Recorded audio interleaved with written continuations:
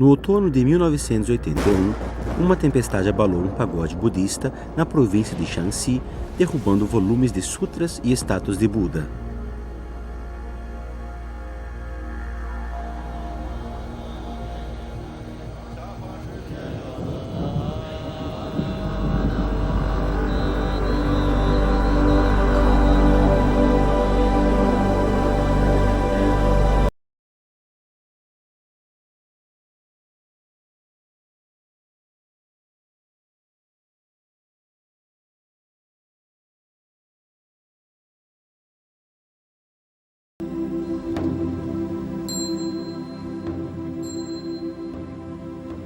Os monges ficaram assustados com um acidente que, para sua surpresa, revelou um segredo enterrado há 1000 anos.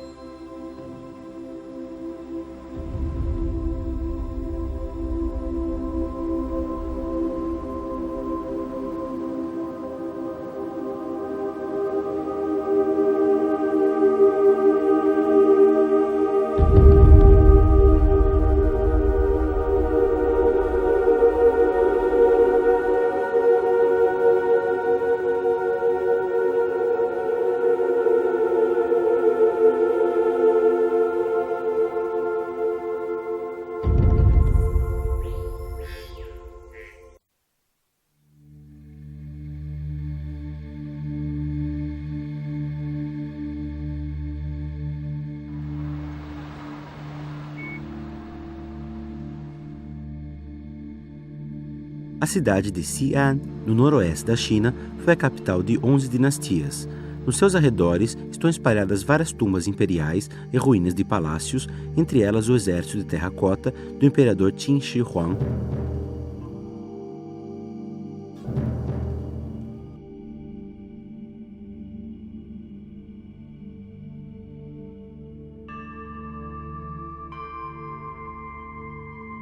Localizado a 110 km a oeste de Xi'an, o Templo Faman é um desses patrimônios históricos. Os mais antigos registros sobre o templo remontam ao século V. Porém, muitas pessoas acreditam que sua fundação data ao início da introdução do budismo na China.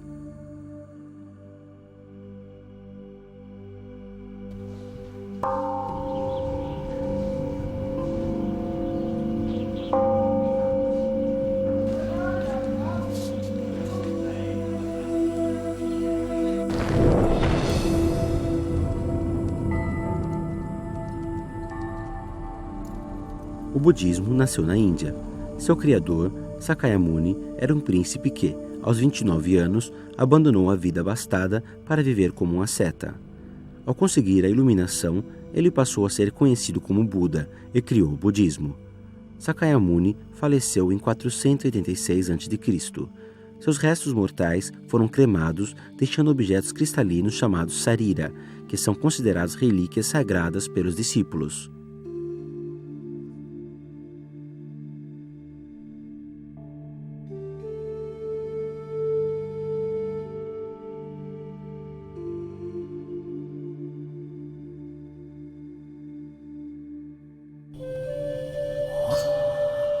Cerca de 250 anos após a morte do Buda, um grande rei da Índia antiga, chamado Ashoka, unificou o país.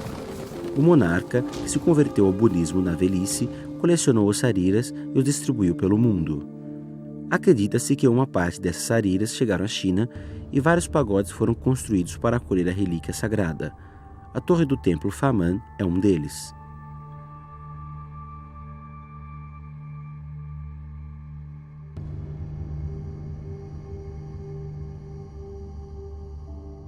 Na religião budista, o pagode, na verdade, marca o local onde está enterrado uma sarira.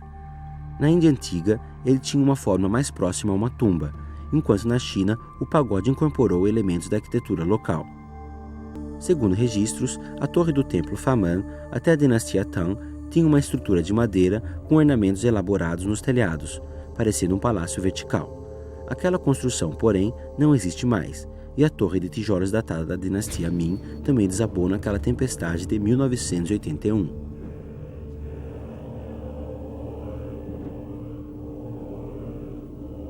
O desmoronamento da torre entristeceu a todos, religiosos ou não, porque se acreditava que ali estavam guardadas relíquias do Buda.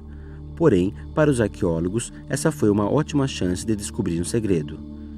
Registros históricos relatavam que, embaixo da torre, havia uma câmara subterrânea que abrigava um pedaço de osso do Buda e inúmeros tesouros, mas ninguém até então tinha comprovado sua autenticidade.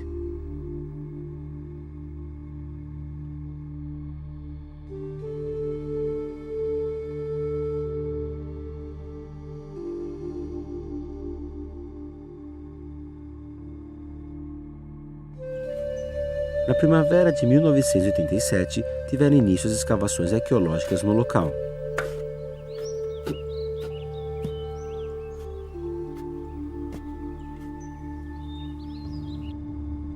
Os arqueólogos logo identificaram o alicerce construído na dinastia Ming e dentro dele descobriram as fundações da dinastia Tang.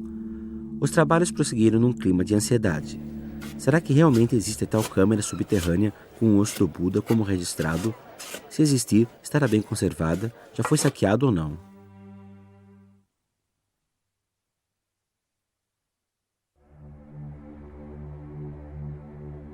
Han Jingke, então diretor distrital do Patrimônio Cultural, foi um dos responsáveis pela escavação e a primeira pessoa que descobriu o segredo embaixo da torre.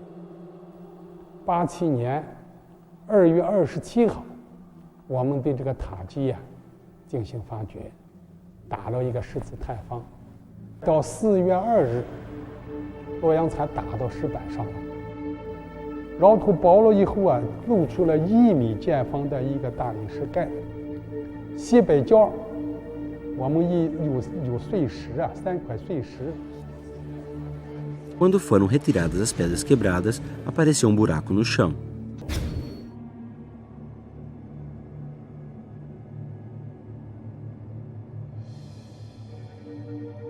Apesar de desconhecer o que havia lá embaixo, os arqueólogos pressentiram estar prestes a fazer uma grande descoberta.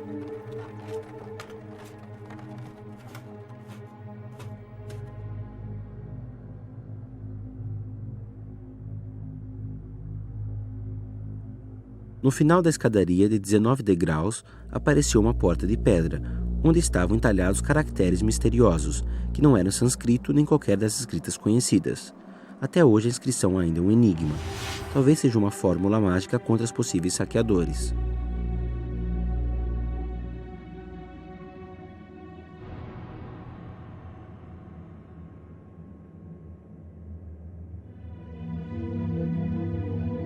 Arqueólogos abriram engenhosamente o cadeado enferrujado.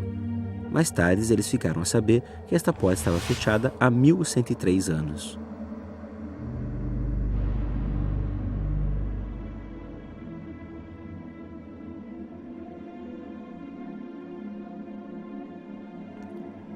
Atrás dessa porta, descobriu-se um corredor comprido. O chão estava coberto por uma grossa camada de cerca de 20.000 moedas, entre elas 13 feitas de casco de tartaruga, inéditas na história da China.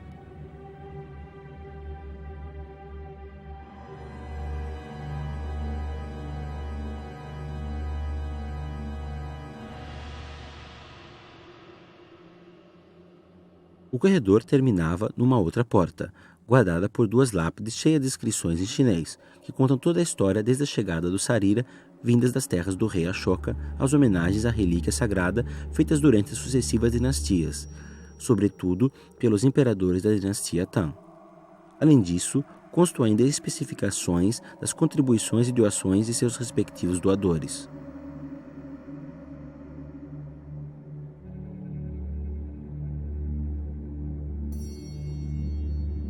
As 2 lápides comprovavam a existência do misterioso Sarira e inúmeros tesouros, mas estariam eles ainda guardados na câmara subterrânea?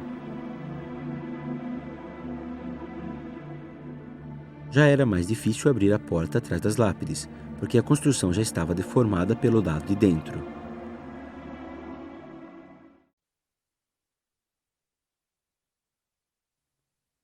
Apesar dos danos no teto e no chão causados pela grande pressão da torre, terremotos e desgaste do tempo, os objetos guardados na gruta estavam intactos. Um artefato feito há 10 séculos ainda apresentava uma cor viva. Estudiosos veteranos reconheceram logo que era uma pagode Ashoka. Ele é esculpido numa peça inteiriça de mármore branco, nos 4 lados. Vê-se figuras religiosas em baixo relevo, com suas roupas vermelhas e faixas verdes, parecendo ter sido pintado há pouco tempo.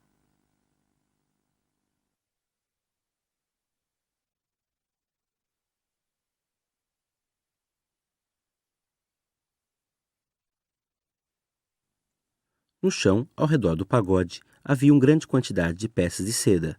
Apesar da cor alterada pelo desgaste do tempo, os tecidos ainda conservavam seus padrões e texturas, lembrando sua magnificência e sofisticação.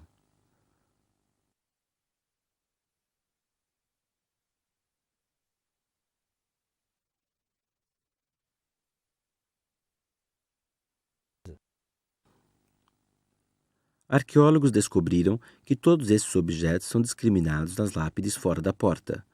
Isso permitiu confirmar sua procedência. Vinham da casa imperial da dinastia Tang. O item, saia bordada da Imperatriz Zhu, pertenceu à Imperatriz Zhu Zetian, que se tornou a única mulher a ocupar o trono imperial na história chinesa. É o único pertence da Imperatriz descoberto até hoje.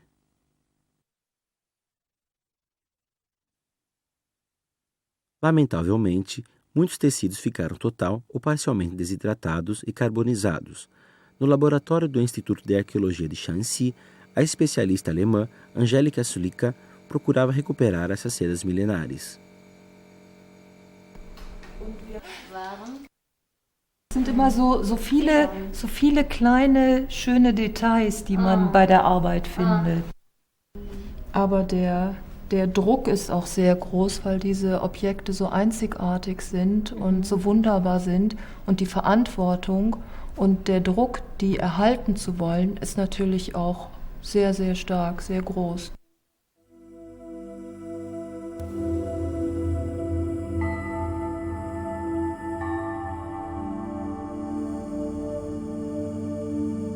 Para nossa surpresa, 5 peças ficaram perfeitamente conservadas, o que as protegeu da deteriorização.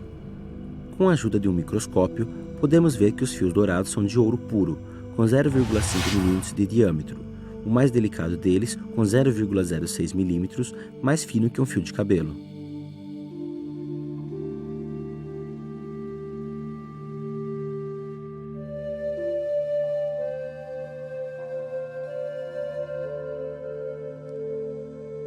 Esta pequena blusa com mangas curtas, que cobrem só metade do tronco, lembra a moda feminina da atualidade. Porém, trata-se de uma roupa típica das criadas na dinastia Tang. As pinturas da época sempre têm como temas mulheres de rosto redondo, olhos encantadores e chinó alto. Os elegantes e elaborados vestidos de seda realçam sua beleza feminina.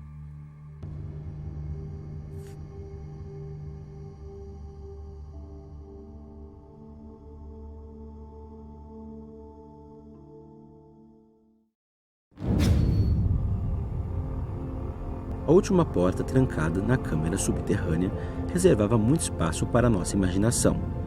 Para evitar danos aos artefatos causados por um eventual desmoronamento, os arqueólogos decidiram resgatar primeiro os objetos encontrados naquele buraco no chão.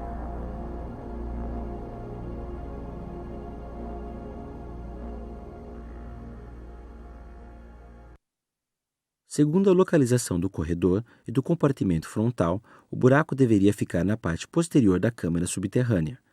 Esse último compartimento estava repleto de tesouros, entre eles 121 objetos de ouro ou prata e 400 artefatos feitos de diferentes pedras preciosas.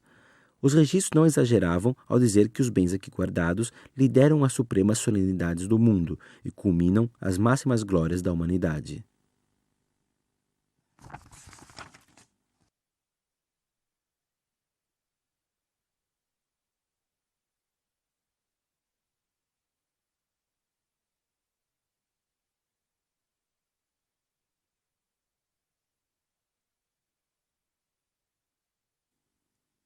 Os 2 globos de prata, revestidos de ouro, são os mais engenhosos de todos os artigos encontrados. São um tipo de incensário. O compartimento no meio, em forma de tigela, recebia incensos e a fumaça saía pelos furos. Para evitar que incenso caísse ao pendurar os globos, foram colocados 2 círculos articulados, que mantinham a tigelinha nivelada quando o globo girava. Seu princípio de funcionamento é igual ao do giroscópio, amplamente empregado na navegação e aviação da atualidade.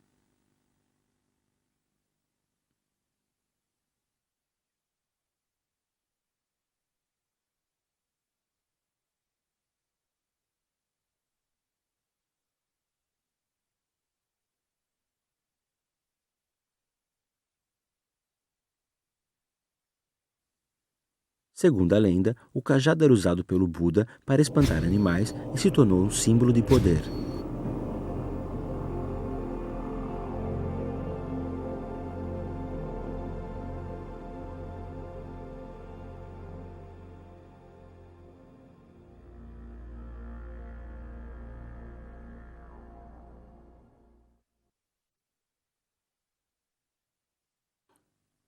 O cajado de 12 anéis, o maior do gênero no mundo, tem 1,96 metros de comprimento e foi confeccionado com 62 taéis de ouro e 58 taéis de prata, a quem pertenceria este singular artefato ritual.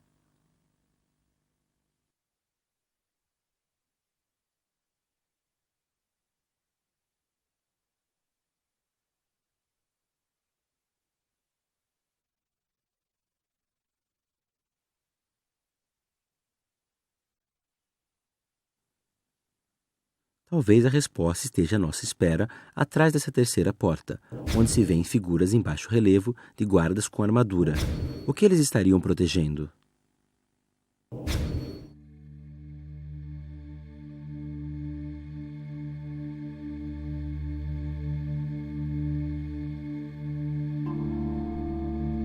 Atrás da terceira porta está o compartimento central, que é praticamente preenchido por uma única urna de mármore branco. O topo da urna estava coberto por 3 túnicas de monge, confeccionadas com fios de ouro e de seda. Ao lado encontrava-se um par de calçados bordados. Obviamente, tudo isso constituía algum símbolo, mas o que isso significava?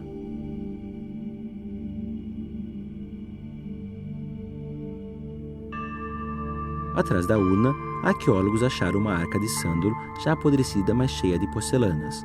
À primeira vista, os objetos não passavam de louças de uso cotidiano, porém, um exame mais detalhado revelou que apresentavam uma cor peculiar.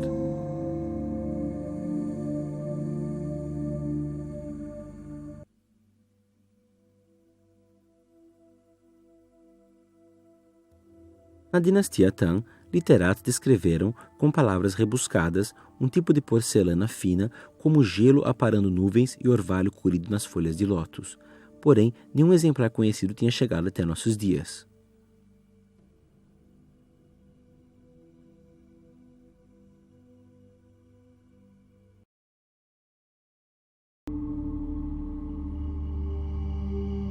O chinês da antiguidade não era especialista na produção de vidro, mas, para a surpresa dos arqueólogos, foram descobertas 20 peças de vidro na câmara subterrânea.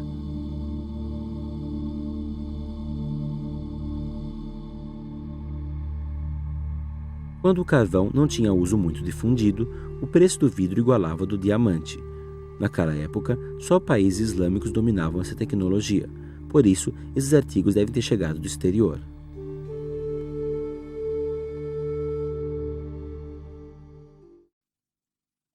Novas descobertas deixaram os arqueólogos cada vez mais entusiasmados. Neste jogo de chá consta a palavra Uge, que era um tratamento familiar do 18º imperador da dinastia Tang. Obviamente, o monarca tinha um carinho especial por todo o conjunto de utensílios.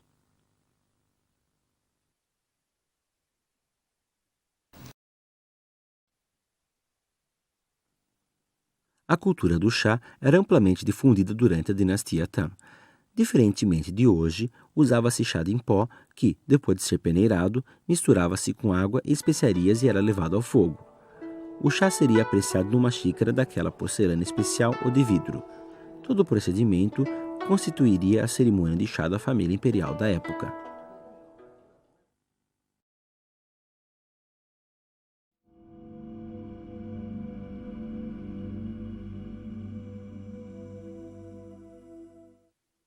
Parece que tudo o que se encontra na câmara subterrânea tem algo a ver com o Buda.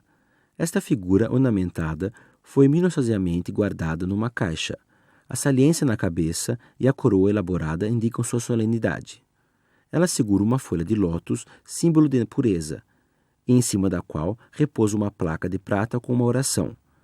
Segundo a inscrição, a estátua é chamada Bodhisattva, que segura os restos de Buda. Será que o misterioso osso do Buda foi colocado aqui?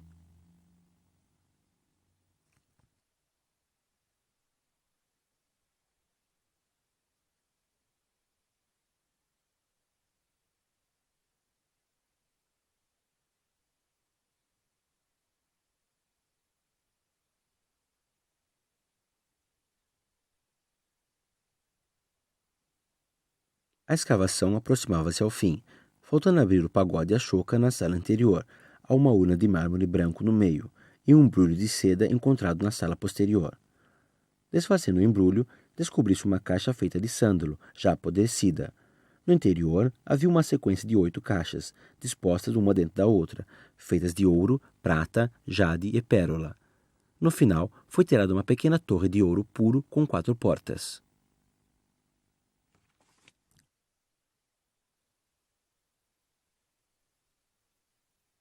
我把那个宝珠顶的单檐4门纯金塔动了一下，我发现它是可以移动的，然后我就把那个盖子揭开，揭开以后呢，就在那个塔座上面有个银柱，银柱上面套了一个白色的一个管子，这下大家全都愣了。哎，说这什么？这时候我脑子里面就反应，我就那个真身自文塔上面说是这个佛字舍利啊。 是高1寸2分，这个上齐下者，就上面是整齐的，底下是有弯曲的。上齐下者，高下不等，二角有纹，纹鬓不彻，色白如玉，少青。就它白颜色的玉，但是稍微发点青。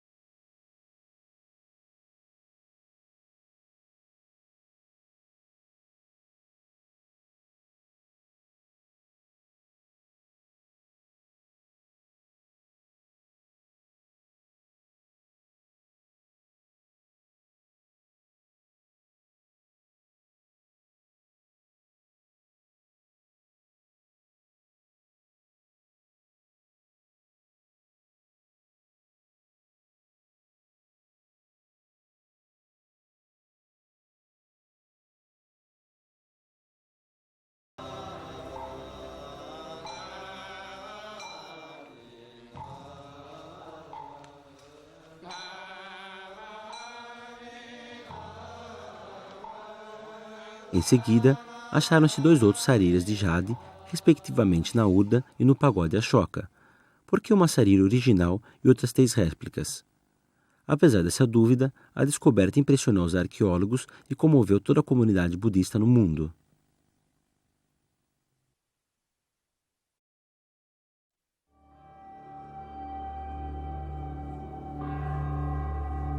Acredita-se que durante a dinastia Tang, a torre do templo Faman seria aberta a cada 30 anos para os ritos de homenagem à relíquia do Buda, o que poderia garantir a estabilidade social e a felicidade do povo. Essa prática iniciou-se no ano 632, no reinado de Li Shimin, o segundo monarca desse império. Por esse motivo, o Templo Faman tornou-se, na época, a maior e mais prestigiosa edificação budista do país. Segundo registros históricos, o templo tinha 24 pátios onde viviam milhares de monges.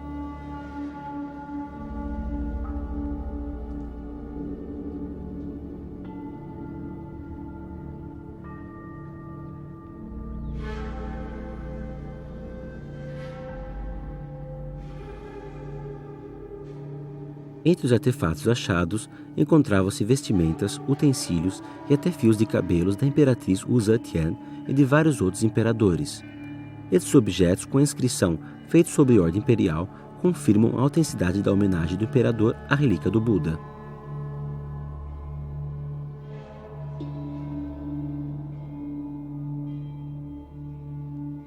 Durante os 300 anos da dinastia Tang, 6 imperadores conduziram esse tipo de cerimônia. Cada vez que era aberta, a câmara subterrânea causava tamanho zelo e fervor que não só o próprio imperador dedicava valiosas oferendas, como também o povo comum esgotava suas economias para fazer a contribuição.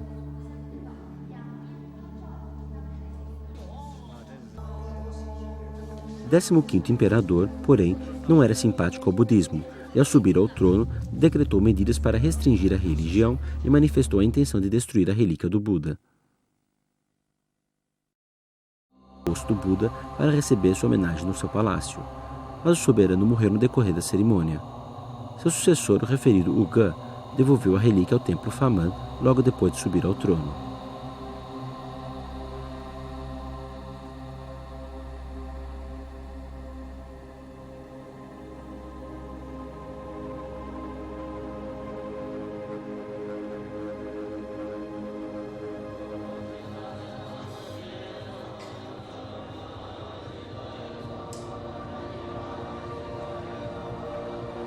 Um dia, de 874, em meio à entoação de sutras, as pessoas, mergulhadas em lágrimas, jogavam moedas na câmara subterrânea. Quando uma grande fechadura trancou a última porta de pedra, ficaram fechados lá dentro a relíquia budista e muitos tesouros junto com a tradição ritual que durou 242 anos, até serem encontrados depois de 1113 anos.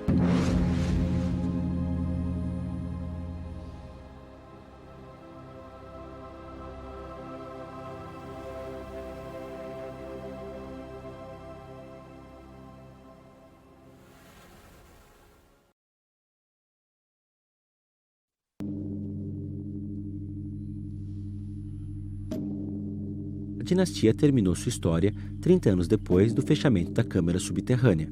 Porém, como uma época de romantismo e glória, deixou um generoso legado cultural e artefatos de tirar o fôlego, entre eles o osso do Buda, homenageado por vários imperadores.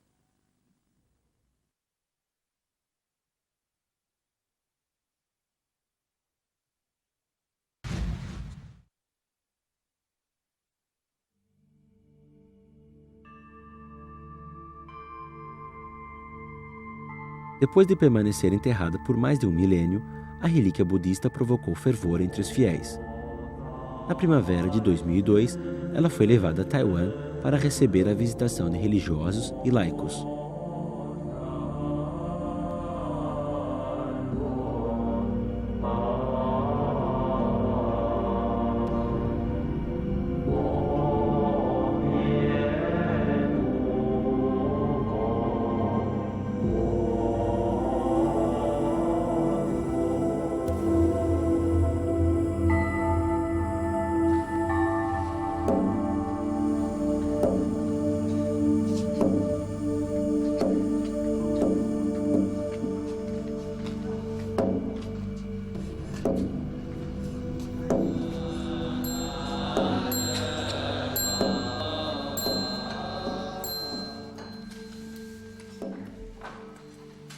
Mais de um milênio se passou, os monges ainda seguem à risca a mesma rotina diária, com simplicidade e disciplina.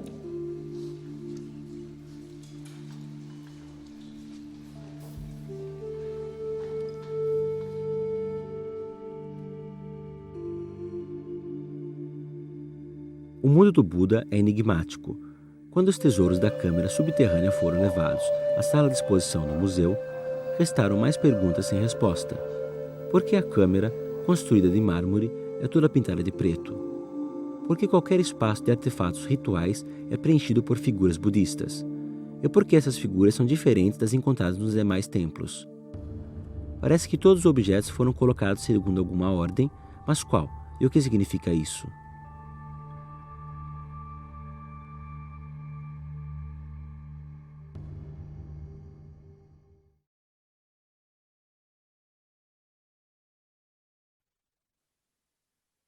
Essa sequência de colocação das figuras chama-se mandala em sânscrito.